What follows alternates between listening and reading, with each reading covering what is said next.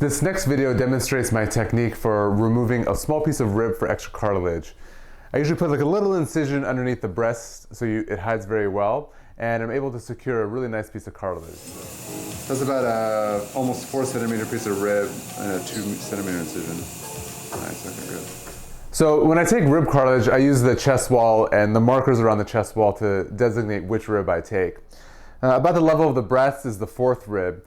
And if I make a little incision just underneath the breast tissue, whether it's a man or a woman, I'm going to be around the 5th or 6th ribs.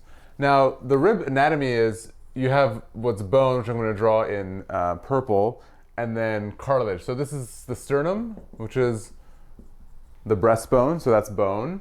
And then we'll have the ribs coming out like this, and the cartilage will be in black.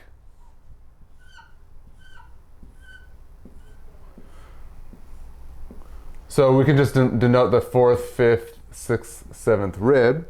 And then finally, as it goes around the back, they turn back into bone. So really the place that I want to grab the cartilage is right here in the middle in the black. We remove this little piece of rib, and now I have a nice piece of rib to use as building blocks for your nose. What I can do with rib cartilage, I can use it to support the tip, to lift the tip, to open the nostrils, to help you breathe better, to basically just reconstruct the entire nose. The other time I'll get rib cartilage, if it's a primary rhinoplasty, meaning you haven't had surgery before, is if the nose is very crooked.